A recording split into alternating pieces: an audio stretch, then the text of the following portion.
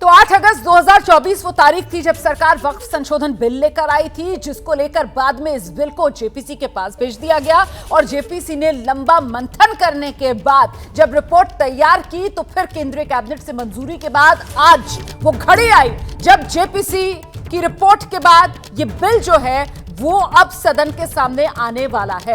आपको बता दें, बस चंद लम्हों का इंतजार बाकी। वक्फ संशोधन बिल लोकसभा में पेश किया जाएगा। केंद्रीय मंत्री किरण रिजिजू लोकसभा में पेश करेंगे वक्फ संशोधन बिल। सरकार की तरफ से साफ किया गया है, लंबी प्रक्रिया के बाद तमाम शंकाओं को दूर करते हुए बिल का मसौदा तैयार हुआ है और अब सरकार इस बिल को लोकसभा में रखने जा रही है।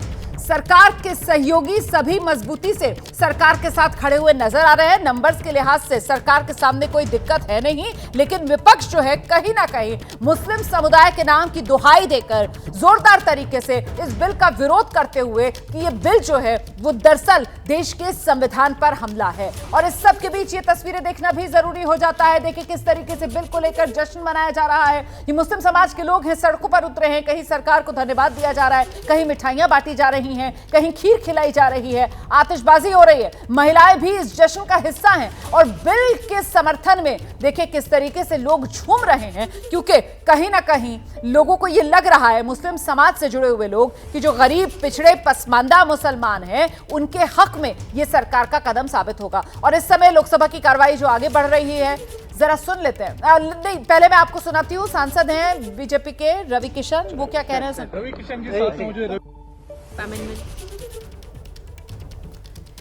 बीजेपी सांसद रवि किशन की भी प्रतिक्रिया आ रही है और देखिए सत्ता पक्ष की तरफ से बार बार इस बात को दोहराया जा रहा है कि ये जो बिल है वो ट्रांसपेरेंसी लाने के लिए और साथ ही मुसलमानों के फायदे के लिए है, क्योंकि कुछ लोग जो मठाधीश बनकर बैठे हुए हैं, मुसलमानों की वक्फ की संपत्ति को भी कब्जा रखा है, या फिर वक्फ के कुछ लोग जिनकी नजर दूसरों की संपत्ति पर है और उनका जहां मन आता है वहां उंगली रखकर ये वक्फ की प्रॉपर्टी, इसका जो फायदा है अब वो नहीं उठा पाएंगे। यही वो तमाम बदलाव हैं जो इस वक्फ के बिल में किए जा रहे हैं। हम पेश करता हूं कि यह सभा 1 अप्रैल 2025 को सभा में प्रस्तुत कार्य मंत्रणा समिति के 9वें प्रतिवेदन से सहमत है।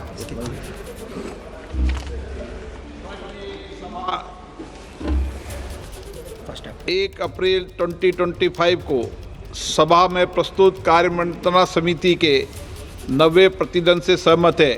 जो सदस्य प्रस्ताव के पक्ष में हाँ गए हैं, जो सदस्य प्रस्ताव के विरोध में ना गए हैं, मेरे विचार में निर्णय हाँ वालों के पक्ष में, हाँ वालों के पक्ष में प्रस्ताव अनुमोदित किया जाता है।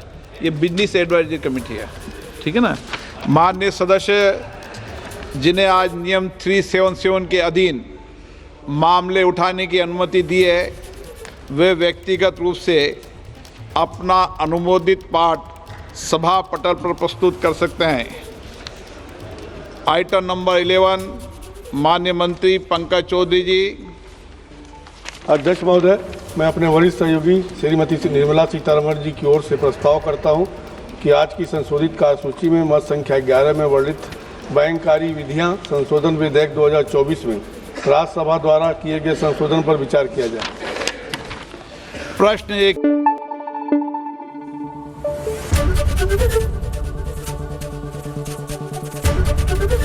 एबीपी न्यूज आपको रखे आगे।